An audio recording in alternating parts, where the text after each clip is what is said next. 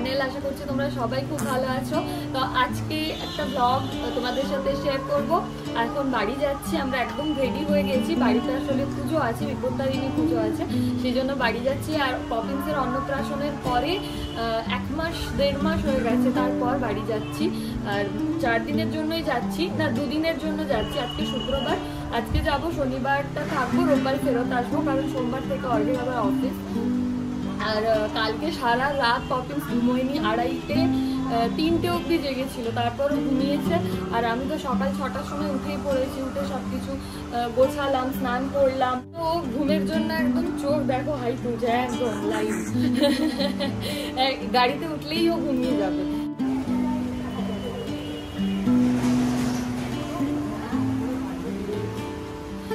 তো প্রচুর বৃষ্টি হচ্ছে, ওই জন্য এমনি যেতে দেরি হবে। এখন 9টা 15 বাজে, আমাদের 8:30টার সময় বেরিয়ে যাওয়ার প্ল্যান ছিল, কিন্তু বৃষ্টির জন্য দেরি হয়ে গেল। আর পেছন দিকে পপিন্সের সমস্ত জামা কাপড় আমি ধুয়ে মিলে দিয়েছি।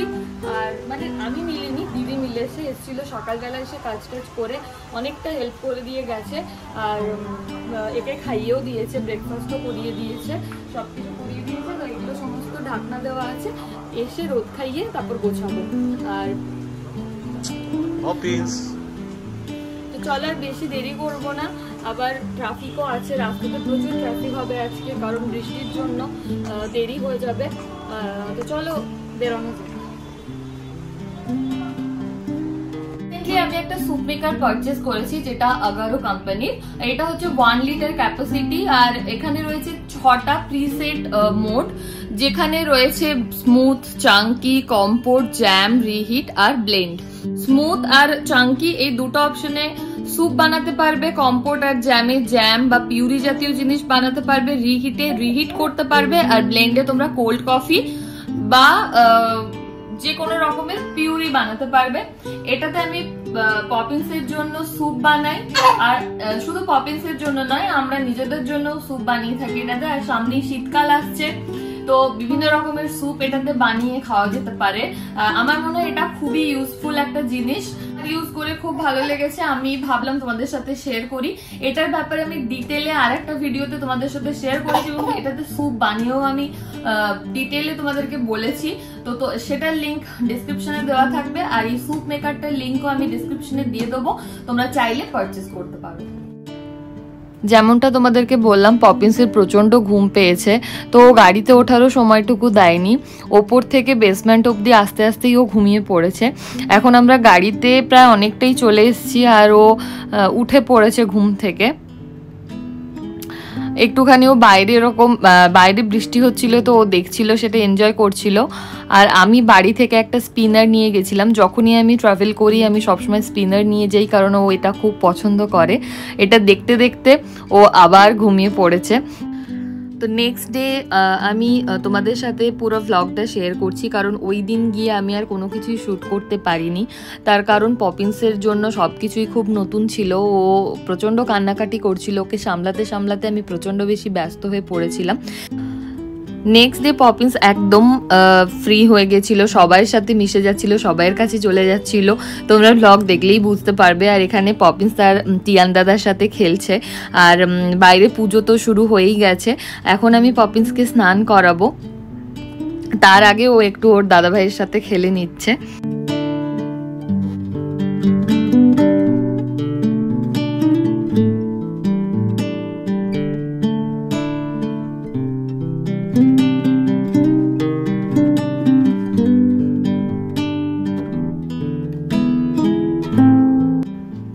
এখানে দিদি ভাইরা আর পপিন্সের কাম্মা, ওদিকে মাও বসে রয়েছে, সবাই পদ্ম ফুল ফোটাচ্ছে। বিপত্তারিণী পুজোর জন্য পদ্ম ফুল দরকার হয়, তো সেইটাই করছে এখানে। আর অন্যদিকে এখানে ঠাকুরের ভোগ রান্না হচ্ছে। আর আমি তখনও স্নান করে উঠতে পারিনি, তার কারণ পপিন্স স্নান করেনি। আমি পপিন্সকে স্নান করিয়ে তারপরে স্নান করি, তার কারণ ও না হলে আমাকে পুরোটাই ভিজিয়ে দেয়।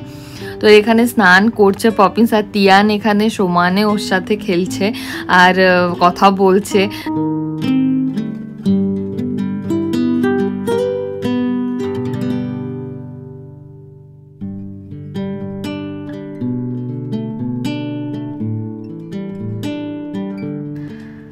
তো এখন আমরা রেডি হয়ে ঠাকুরের কাছে গেছি, আর অন্যদিকে দিদিভাইরা ওখানে পুজোর জোগাড় করছে, আর অন্যদিকে পুজো হচ্ছে।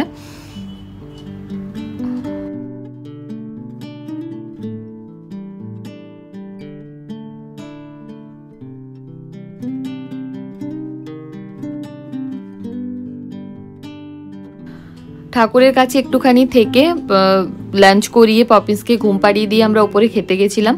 লাঞ্চে ছিল ঠাকুর প্রসাদ, খিচুড়ি, লাবড়ার তরকারি, বেগুনি, আর চাটনি, পায়েস, পাঁপড় এইসব ছিল। আর এখানে উপরে আমরা সবাই একসাথে খেতে বসেছি, বাড়ির সবাই। আর এখন সন্ধেবেলা সন্ধে আরতি হচ্ছে, আর পপিন্সের কাকাই এখানে পপিন্সকে নাচাচ্ছে আর কি ঢাকের তালে তালে। আর যেহেতু ঢাকটা প্রচণ্ড কাছে বাজছিল তো ওর কানে লাগতে পারে, সেই জন্য পপিন্সের কাম্মা জাস্ট বলছিল যে ওকে একটুখানি সরিয়ে নিয়ে ওই দিকে নিয়ে গিয়ে নাচাও, নাহলে ওর কানে লাগতে পারে। সন্ধে আরতির পরে পপিন্স সন্ধেবেলার দিকে একটুখানি ন্যাপ নেয়, সেটাই ও নিচ্ছে। সন্ধেবেলা ও ইভিনিং স্ন্যাক্স খেয়ে নিয়েছিল, তারপর ন্যাপ নিচ্ছে। এটা নেক্সট ডে মর্নিং ঠাকুরকে কনকাঞ্জলি দেওয়া হচ্ছে। বাড়ির সব দিদি ভাইরা, কাকিমা, জেঠিমা সবাই কনকাঞ্জলি দিচ্ছে, তারপর ঠাকুর ভাসানো হবে আমাদেরই পুকুরে।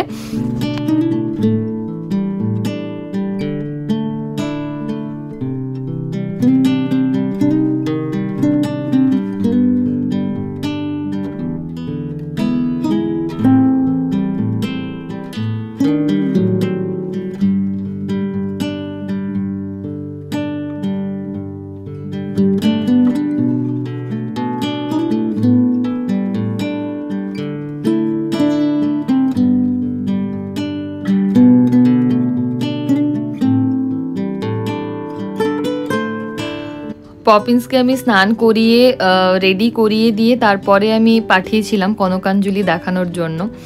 আর ও স্নান করার পরে একটুখানি ঘুমোয়, তো সেই জন্য ও জেম্মার করলে একদম আরামে ও মোটামুটি শুয়ে গেছে, একটু পরেই ঘুমিয়ে পড়বে।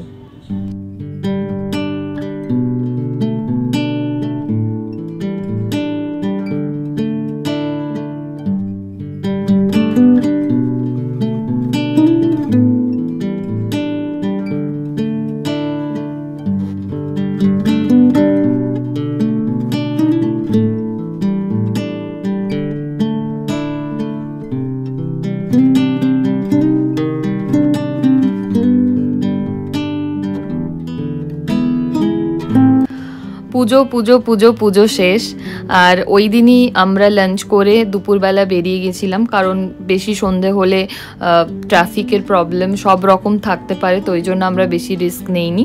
আর এখানে আমি দেখছি গাছে লেবু হয়েছে কিনা, বাড়ি যাওয়ার সময় লেবু আমি প্রতিবারে নিয়ে আসি। তো আজকের জন্য ব্লগটা এখানেই শেষ করলাম। আশা করি ব্লগটা দেখতে তোমাদের ভালো লেগেছে। যদি ভালো লাগে লাইক, কমেন্ট, শেয়ার করো। তো আজকের জন্য টাটা।